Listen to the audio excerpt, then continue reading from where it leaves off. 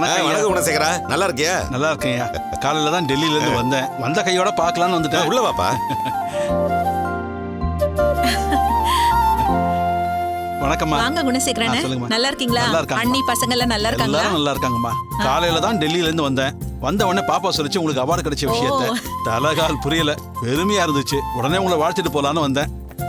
இந்தாங்கய்யா, இது அம்மாக்கு போடுங்க. என்னப்பா இதெல்லாம்? போடுங்க, என் ஆசைக்கு தான். போடுங்க. இந்தாங்கம்மா, நீங்களும் போடுங்கம்மா. அம்மா இங்க வாமா, எங்களை ஒரு போட்டோ எடுமா. அம்மா போடுங்கம்மா. அம்மா போட்டோ நல்லா இருக்கணும். ஐயா சால்வி அப்படி அம்மாக்கு போட்டுருங்க. ஐயோ எதுக்கு இதெல்லாம்? இது வேறயா? ஆசைக்கு தான். போடுங்கய்யா.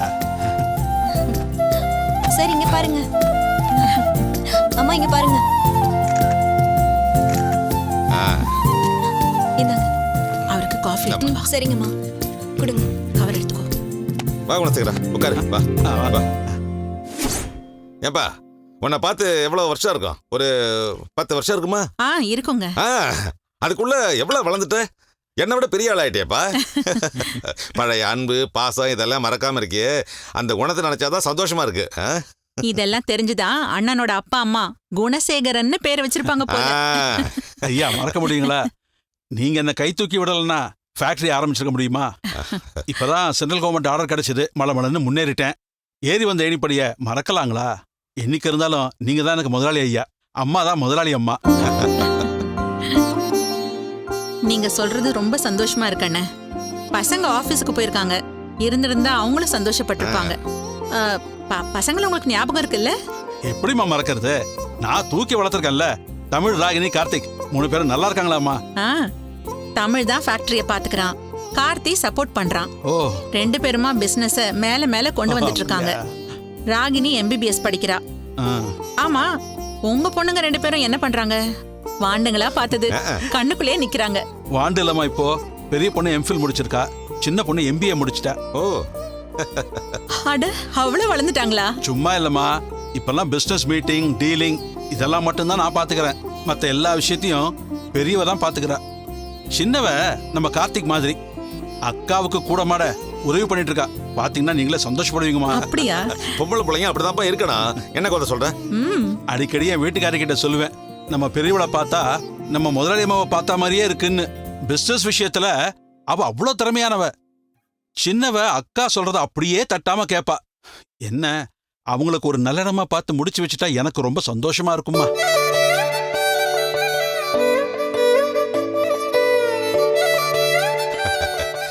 குணசேகரா, முடிஞ்சா 2 பொண்ணுங்களையும் ஒரே குடும்பத்துல கொடுக்க பாரு. ஒருத்தருக்கு ஒருத்தர் ஒத்துமையாவும் இருக்கும், சப்போர்ட்டாவும் இருக்கும். என்ன மாதிரி இடம் பாக்குறீங்கன்னு? இடம் என்னமா இடம்? குடும்பத்தோட குணத்தையும் சமந்தியோட மனசையும் தான்மா பாக்குறேன். ஆனா நினைச்ச மாதிரி அமையலாமா.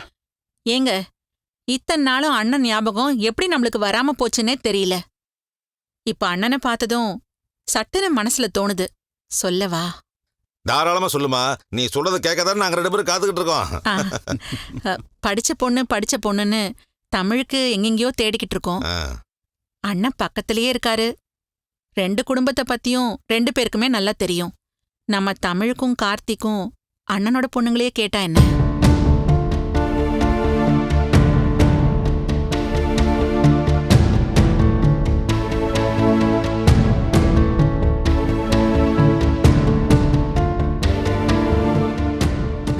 குணசேகரன, என்ன பேச்சே காணோம்? திடீர்னு கேட்டதால என்ன சொல்லணும்னு தெரியலையா? அப்படிலாம் இல்லம்மா, கொடுத்து வச்சிருக்க வேணாமா. உங்களுக்கு மருமகளா வருது, எப்பேற்பட்ட குடுப்பின. அதுலயும் என் 2 பொண்ணுங்களையும் கேக்குறீங்க. அம்மா நீங்க சரின்னு சொல்லுங்க. இப்பவே என் பொண்ணுங்களை கைய பிடிச்சு கூட்டிட்டு வந்து பொறுப்பு உங்களுதுமான உங்க வீட்டுல விட்டுட்டு போயிடுறேன். அண்ணே, பெரிய வார்த்தை எல்லாம் சொல்லக்கூடாது. உங்களுக்கு சம்மதம் தானே? பரிபூர்ண சம்மதம்மா, பரிபூர்ண சம்மதம். இப்பவே தட்டை மாத்திக்க கூட நான் ரெடிமா. பாத்தீங்களா, தெய்வமா பார்த்துதான் அண்ணனை இன்னைக்கு நம்ம வீட்டுக்கு அனுப்பி வச்சிருக்கு. என்ன சொல்றீங்க? அண்ணே சொல்லுங்கம்மா. அவசரப்பட்டு வாக்கு கொடுத்துட வேண்டாம். அன்னைக்கிட்ட ஒரு வார்த்தை ஆலோசனை பண்ணிக்கோங்க. நானாவது இப்படி சொல்றேன், அவகிட்ட சொன்னா நிச்சயதார்த்தமே வேணாம், நேரடியா கல்யாணத்தை நாளைக்கே வச்சுக்கலாம்னு சொல்லுவாம்மா. ரொம்ப சந்தோஷப்படுவாமா.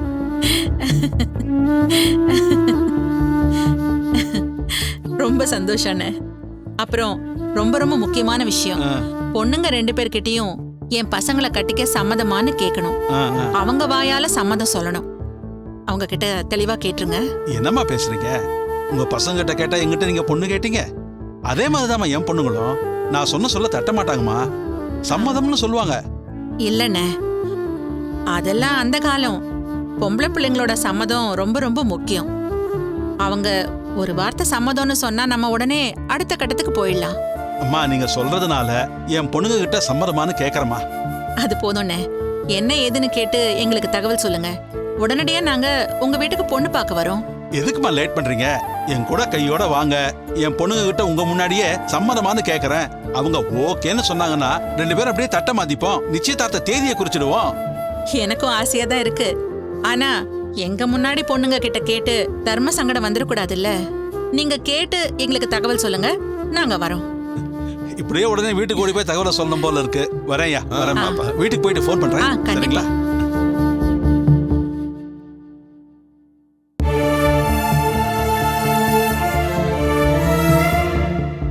பாத்தீங்களா, சாமி ஒரு கதவை மூடினா இன்னொரு கதவை திறந்துருவாருன்னு சரியா தான் சொல்லிருக்காங்க. கூட பிறந்த அண்ணன் துரோகம் பண்ணாரு, ஆனா எங்கேயோ பிறந்த ஒருத்தர் அண்ணனா மாறி பொண்ணு கொடுக்கறேன்னு வந்து நிக்கிறாரு. உண்மையிலேயே சாமி நம்மள கைவிடல. அம்மா, சாமியே உங்களை பார்த்தாலும் வரம் தான் கொடுக்கும், சோதிக்காதுமா. ஆமாண்டி, அந்த பொண்ணுங்களை நீ பாத்திருக்க மாட்ட. அவ்வளோ அழகா இருப்பாங்க. மூக்கு மொழியுமா துரு துருன்னு பாக்கிறதுக்கே லட்சணமா இருப்பாங்க. அக்காவும் தங்கச்சியும் இந்த வீட்டுக்குள்ள காலடி எடுத்து வச்சா வீடு முழுக்க ஒரு வெளிச்சம் பரவின மாதிரி ஆயிடும். என்னங்க? ஆமா, கரெக்ட். நல்ல சம்பந்தம், நல்லதா இருக்கும். அண்ணன் மாதிரிதான் எனக்கும் இப்ப கையும் ஓடல காலும் ஓடல. ஐயோ, எனக்கு என்ன பண்றதுன்னே தெரியல. எனக்கு இப்ப சந்தோஷம் தாங்கல. இருங்க, நான் போய் ஸ்வீட் செஞ்சு எடுத்துட்டு வரேன். வாடிங்க. சரிங்கம்மா.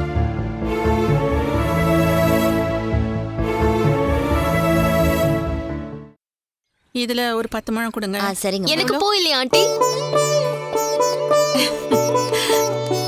வசு, ஆச்சரியமா இருக்கு. என்ன இங்க? இங்க பக்கத்துல என் ஃப்ரெண்ட் வீடு இருக்கு ஆண்டி, அதான் பார்க்க வந்தேன். ஆசீர்வாதம் பண்ணுங்க ஆண்டி. நல்லா இருமா. என்னம்மா இது தெருவுல எல்லாம் கால்ல விழுந்துகிட்ட? பெரியவங்க கிட்ட ஆசீர்வாதம் வாங்குறதுக்கு எந்த இடமா இருந்தா என்ன ஆண்டி? அங்கிள் வரலையா ஆண்டி? இல்லம்மா, அவருக்கு ஃபேக்டரியில ஒர்க் இருக்கு. நான் வழக்கமா இந்த பக்கம் போனா இங்கதான் பூ வாங்க வருவேன், அதான் வந்தேன்.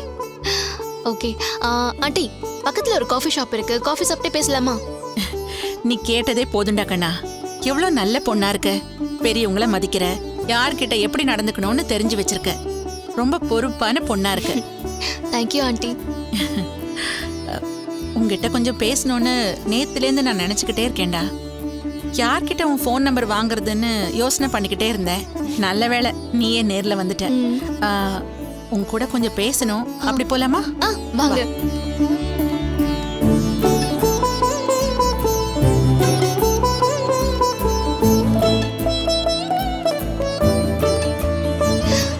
சொல்லுங்க ஆண்டி, என்ன விஷயம்?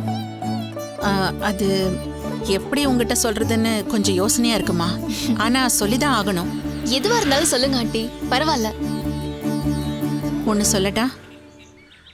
முதல் தடவை உன்னை பார்த்தப்பவே எனக்கு அவ்வளவு பிடிச்சு போச்சு.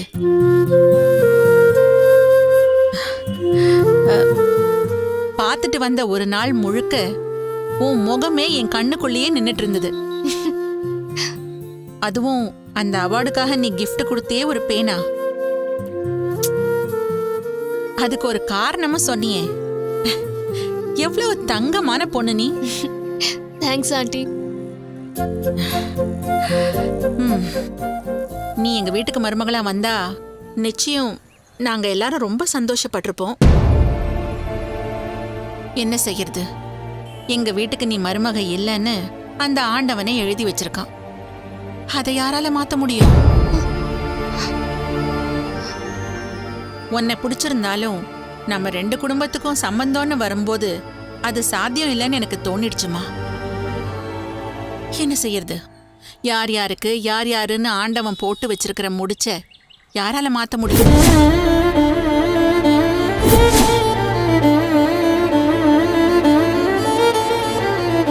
நல்ல வேளை பொண்ணு பார்த்ததோட நிறுத்திட்டோம். அதுக்கு மேல பேச்சுவார்த்தை எல்லாம் நடக்கல. நீ தங்கமான பொண்ணு. உனக்கு எங்க கார்த்திகை விட ரொம்ப ரொம்ப பொருத்தமான பையன் நிச்சயம் கிடைப்பாம்மா. அதுக்காக நான் வாழ்த்துறேன். எல்லாம் நல்லதே நடக்கும்மா. நீ நல்லா இருப்ப. நல்ல புருஷனோட சந்தோஷமா வாழணும். உன் கல்யாணத்துக்கு நானே நேர்ல வந்து மனசார வாழ்த்துறேன். சரியா? சரிங்க ஆண்டி. கார்த்திக்கு வேற ஒரு இடத்துல நல்ல சம்பந்தம் அமைஞ்சிருக்குமா. அந்த அண்ணனுக்கு 2 பொண்ணுங்க. மூத்தவளை நம்ம தமிழுக்கும் சின்னவளை கார்த்திக்கும் பேசி முடிச்சிருக்கேன். அம்மா. இந்த வர இந்தாங்கம்மா. இந்தம்மா. சரிங்கம்மா. தேங்க்ஸ்.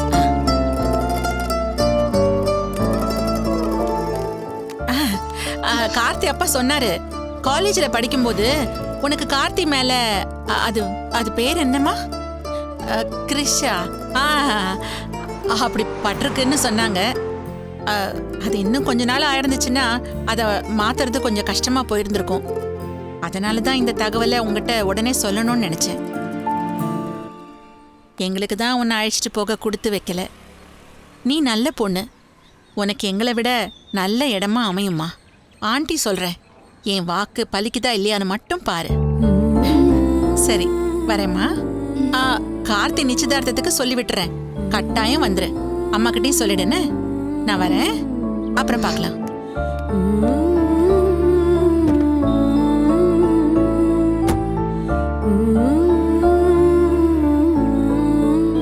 கண்ணு கொஞ்சம் தள்ளி நில்லுமா.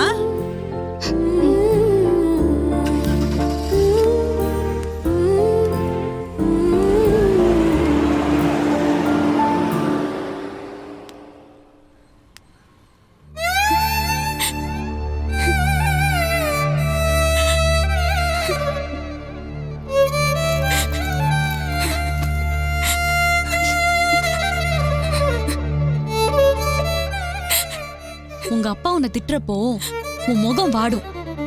ஆனா அடுத்த செகண்டே சிரிச்சிருவ. இப்போ உன்னை அழ வச்சுட்டாரு. என்னால தாங்க முடியல சரசு. எல்லாம் அந்த ஞான பழத்தை சொல்லணும். கேடு கெட்ட ஐடியாவை கொடுத்து இப்படி உன்னை அழ வச்சுட்டானே, சரியான ஆளு. 3 நாள் 3 நாள் நான் அவ்வளவு சந்தோஷமா இருந்தேன்டி.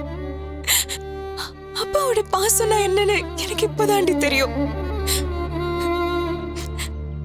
வாழ்க்கை முழுக்க அப்பா என் மேல பிரியத்தோட இப்படியே இருந்துட மாட்டாரான்னு ராத்திரி எல்லாம் கடவுள்கிட்ட வேண்டிக்கிட்டேன். எப்போ அந்த சூரிய வீட்டுக்கு வந்தாரோ அத்தனையும் முடிஞ்சு போச்சு. எனக்கு வர கோவத்துக்கு யாரையாவது போட்டு 4 சாத்து சாத்தணும் போல இருக்கு. அப்ப திட்டினா கூட பரவாயில்ல, முன்ன அடிச்சாலும் அது சந்தோஷம்தான். ஆனா ஒதுக்கி வைக்கிறாருடி. நான் இருக்கிற பக்கம் கூட அவர் திரும்ப மாட்டேங்கிறாரு. என்னமோ நானும் ஒருத்தி அந்த வீட்டுல இல்லாத மாதிரி நடந்துக்கிறாரு. திட்டு வாங்குறதெல்லாம் வழி இல்ல முன்ன. ஆனா இப்படி ஒரேடியா ஒதுக்கி வைக்கிறாரு. தாங்க முடியலடி.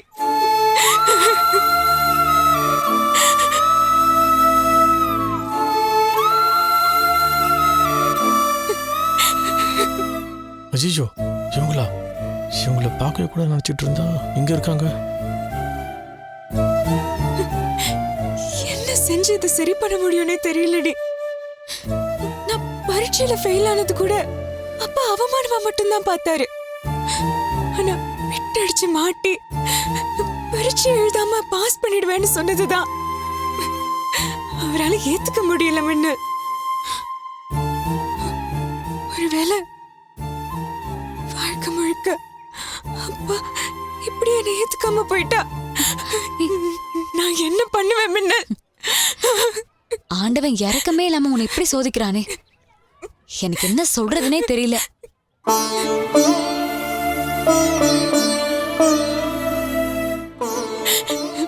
இத்தனை நாள் அவரை நான் அவமானப்படுத்துறப்பெல்லாம் என்னைக்காவது ஒரு நாள் அவர் மனசு ஜெயிச்சிட முடியும்னு எனக்குள்ளேயே ஒரு நம்பிக்கை இருந்ததுடி. தொடர்ந்து போராடினா அவர் மனசு ஜெயிச்சு அவர் மகளா அவர் பக்கத்துல நிக்க முடியும்னு நம்பினேனே. ஆனா இப்போ ஒரே ஒரு போய் அத்தனை நம்பிக்கையும் உடைச்சு போட்டுடுச்சு மின்னல். அன்னைக்கு உண்மையை சொல்லிருந்தேன்னா வெறும் திட்டோட போயிருக்குண்டி. இப்ப போய் சொன்னதுனால எங்க அப்பாவைய நான் இழந்துட்டேன்டி. நான் என்ன பண்ணுவேன்? ஐயோ, நம்ம கொடுத்த ஐடியாவில் இவ்வளோ பிரச்சனை வந்துருச்சா? அட பாவமே, என்ன பண்றது? ஏய் சரசு, நான் சொல்றது கேளுடி. இப்ப கொஞ்ச நாளா சந்தோஷமா பேசின மனுஷன் தானே பேசாம போயிட்டாரு. 24 மணி நேரமும் உன்னை வருத்த எடுத்தவர் தானே. இப்ப பேசாததால அட்லீஸ்ட் உன்னை திட்டுறதாவது நின்னு போச்சுன்னு உன்னை தேத்திக்கோடி. ஏய் அதான் இவ்வளவு சொல்றேன்ல, அழாதடி ப்ளீஸ் டி. சரசு சொன்னா கேளு, அழாதடி. சரஸ்வதி, தயவு செஞ்சு என்னை மன்னிச்சிருங்க. நல்ல மனசோட தான் நான் ஒரு பொய்யை சொல்ல சொன்னேன். ஆனால் அது இந்த அளவுக்கு பிரச்சனையாகும்னு நான் எதிர்பார்க்கவே இல்லை. ஏங்க, செய்யறதெல்லாம் செஞ்சுட்டு எந்த தைரியத்துல வந்து மன்னிப்பு கேக்குறீங்க? நாம பண்ண தப்ப நம்ம தான் சரி பண்ணுன்ற மனநிலைமை தான். எப்படிங்க சரி பண்ணுவீங்க? எவ்வளவுதான் மன கஷ்டம் வந்தாலும் அதெல்லாம் தூசி மாதிரி தட்டி விட்டுட்டு எப்பவும் துரு துருன்னு சுத்திட்டு இருப்பாங்க. அவளை போய் இப்படி அழ வச்சிட்டீங்களே. அவ பிட்டடிச்சு மாட்டினான்னு அவளை வந்து காப்பாத்துனீங்க. அதோட போக வேண்டியதானே? கொஞ்ச நாள் சந்தோஷமா இருன்னு பொய் சொல்ல சொன்னது யாரு? காப்பாத்தணுமா போனமான்னு இருக்க வேண்டியதானே? உங்களை யாருங்க வேண்டாத வேலைலாம் பார்க்க சொன்னது? தப்பு தாங்க, சாரிங்க. சாரி சொல்லிட்டா எல்லாம் சரியா போயிடுமா? அவ பாட்டுக்கு அன்னைக்கே அவங்க அப்பா கிட்ட உண்மையா சொல்லிருந்தா என்ன நடந்திருக்கும்? வழக்கம் போல 4 திட்டு திட்டி சத்தம் போட்டிருப்பாரு, சர்வ அதிகாரி மாதிரி. ஆனா இப்போ இவ தான் பிட் அடிச்சிருப்பான்னு நம்புறாரு. ஒட்டு மொத்தமா நீ என் மகளே இல்லைன்னு ஒதுக்கி வச்சுட்டாரு. எதுக்குமே கலங்க மாட்டா. இப்ப பாருங்க, மனசு உடைஞ்சு போய் எப்படி தேம்பி தேம்பி அழுதுட்டு இருக்கான்னு. உதவி பண்றேன்னு சொந்த வீட்லயே அவளை கூனி குறுகி நிக்க வச்சிட்டீங்களே. உங்க அப்பா இப்படி சீரியஸா எடுத்து பாருன்னு நான் கொஞ்சம் கூட எதிர்பார்க்கவே இல்லைங்க. ஐம் சாரிங்க. நான் வேணா இன்னொரு ஐடியா தரேன். ஐயா சாமி, போதும் விட்டுருங்க. உங்க ஐடியாவெல்லாம் உங்களோடய வச்சுக்கோங்க. இவளுக்கு ஐடியா கொடுத்ததும் போதும், கண்ணீர் விட வச்சதும் போதும். அந்த பக்கமா போய் லக்ஷ்மி பார்வதின்னு யாராவது இருப்பாங்க, அவங்களுக்கு போய் உங்க ஐடியாவை கொடுங்க. தயவு செஞ்சு எங்க சரஸ்வதியை விட்டுருங்க. உங்களுக்கு ரொம்ப புண்ணியமா போகும். மின்னல், பேசாம இருடி. அவர் சொன்னாருங்கிறதுக்காக எனக்கு எங்க போச்சு அறிவு? அந்த பொய்யால பையன் மேல 3 நாள் பிரியமா இருந்தாரா இல்லையா? நாமளும் போய் மனசார அவருக்கு நன்றி சொன்னோமா இல்லையா? ஏன் தலை எழுத்து இப்படி நடக்கணும்னு இருந்திருக்கு. அதை யாராலும் மாத்த முடியும்? ஐம் சாரிங்க, சத்தியமா சொல்றேன். உங்க மனசு நோக்கணுன்றதுக்காக இந்த ஐடியா கொடுக்கவே இல்லை. நீங்க சந்தோஷப்படுவீங்கன்றதுக்காக தான். ஆமா, பெரிய ராக்கெட் செய்ய ஐடியா கொடுத்துட்டாரு. இதுல பெருமை வேற. மின்னல், சும்மா இருடி. வேணும்னே யாரையாவது புண்படுத்த ஐடியா தருவாங்களா? இவரை தப்பு சொல்றதுல அர்த்தம் இல்லடி. என்ன ஒண்ணு, வாழ்க்கை முழுக்க அப்பாவோட பாசம்னா எப்படி இருக்கும்னு தெரியாம வளர்ந்திருந்த.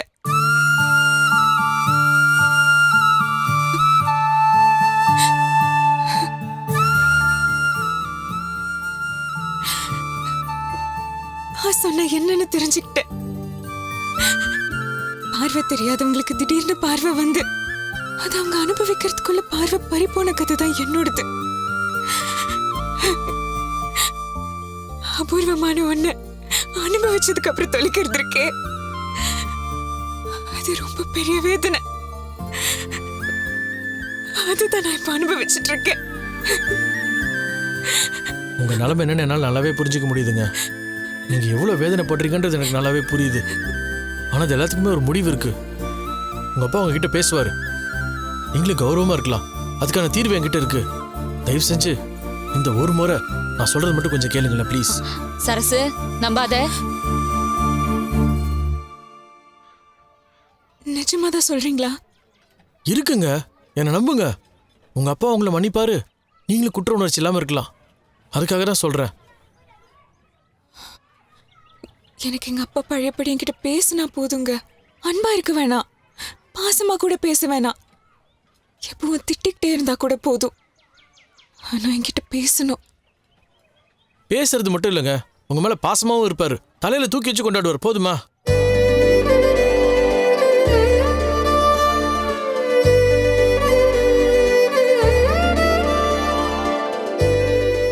சரசு, இதெல்லாம் நல்லதுக்கு இல்லடி. ஏங்க, இந்த பிரச்சனை காரணம் நான். அதை தீர்த்து வைக்க வேண்டியது என்னுடைய பொறுப்பு. புரிஞ்சுக்கோங்க ப்ளீஸ்.